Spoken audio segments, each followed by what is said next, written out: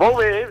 Mira, la veritat és que ni tan sols hi havia pensat perquè és Sant Josep i em pensava que la recepta d'avui és ben apropiada. És la crema de Sant Josep, que la crema catalana, la crema cremada es diu crema de Sant Josep, justament, no? I vaig pensar que normalment no fem res de dolç perquè jo en sé ben poc de tot això, Però, home, amb la crema catalana m'hi atreveixo, Val.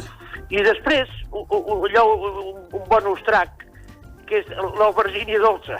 Val. Que això és molt senzill, no cal ni que apunteu res. Agafeu esvergínia, la talleu així longitudinalment, al llarg, la fregiu amb oli, la sequeu bé amb paper de cuina i tireu sucre per sobre. Boníssim, ja ho veureu. Mira, això em recorda, Fermí, un restaurant que es diu, que en Jordi Bosch també coneix, que es diu Màrmara a Llafranc, que fan una esvergínia fregida amb mel.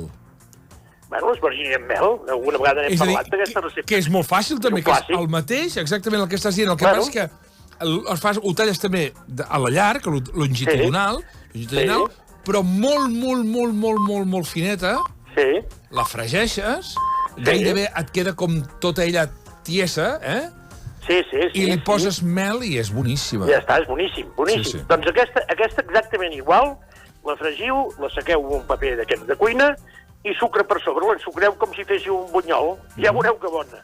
Molt bé. Escolta, i la crema de Sant Josep. Tu n'has fet alguna vegada? Perquè, oita, de crema de Sant Josep, quan jo era petit se'n feia molt de tant en tant, no era pas una cosa que es fes a diari. Després ja es va fer més sovint. I després, de cop i volta, jo em penso que ningú fa a casa seva.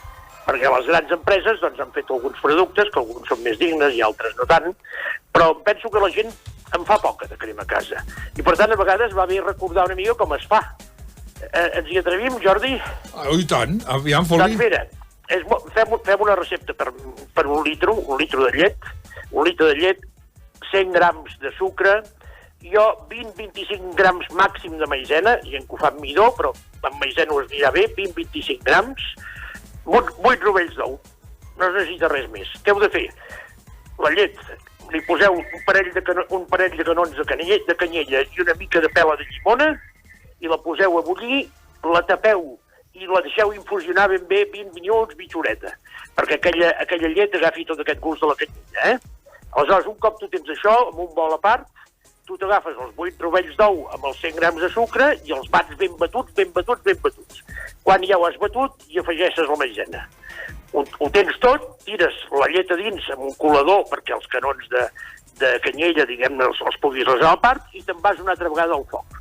No paris de remenar, foc més aviat lentet, no paris de remenar, se't anirà espessint.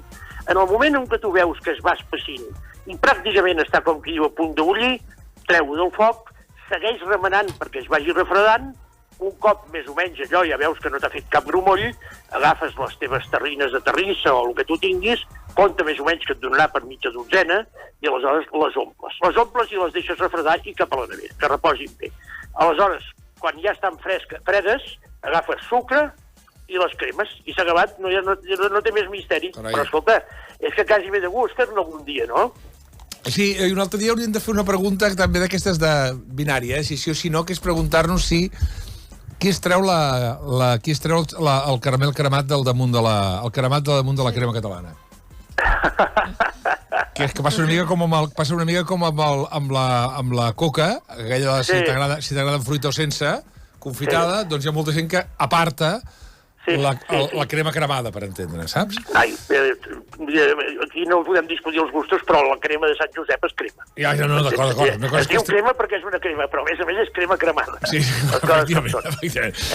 Gràcies, Fermí. Molt bé, família. Que vagi bé. 11:32, de seguida anava a dir l'última hora, l'última estona.